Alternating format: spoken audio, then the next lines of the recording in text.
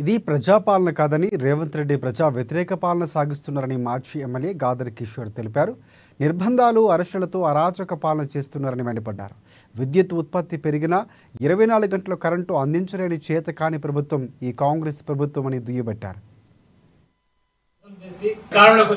Congress party వాటి అమలు కోసం చేయాల్సినటువంటి కనీస ప్రయత్నం చేయకపోగా పాత పంచాయతీలనే పదే పదే తెరమీడికి తీసుకొచ్చి వాటినే ప్రస్తావించి ఇంకా పాత ప్రభుత్వం మీద కేసీఆర్ గారి మీదనే కొత్త ప్రచారాలు చేసుకుంటూ పబ్బం గడపాలనేటువంటి ప్రయత్నం చేస్తుంది. ఇది నిజంగా కూడా శోచనీయమైనటువంటి చర్య. ఎందుకంటే ఇప్పుడు మనం చూస్తున్నాం 2023 ఎన్నికలు అయ్యేంత వరకు కేసీఆర్ గారి ప్రభుత్వం, బీఆర్ఎస్ పార్టీ ప్రభుత్వం 24 గంటల కరెంట్ ఎట్లయ్యగలిగింది. ఉన్నటువంటి కాంగ్రెస్ పార్టీ ఈ అబద్ధాల రేవంత్ రెడ్డి ప్రభుత్వం ఎందుకు ఇవ్వలేకపోతున్నది మాత్రమే చిన్న అంశం. ఎందుకు సాధ్యమైంది, ఎందుకు సాధ్యం కాదు. కరెంటుకు సంబంధించి తయారీ కేంద్రాల నుంచి గతం కంటే ఇంకా 1600 మెగావాట్ల విద్యుత్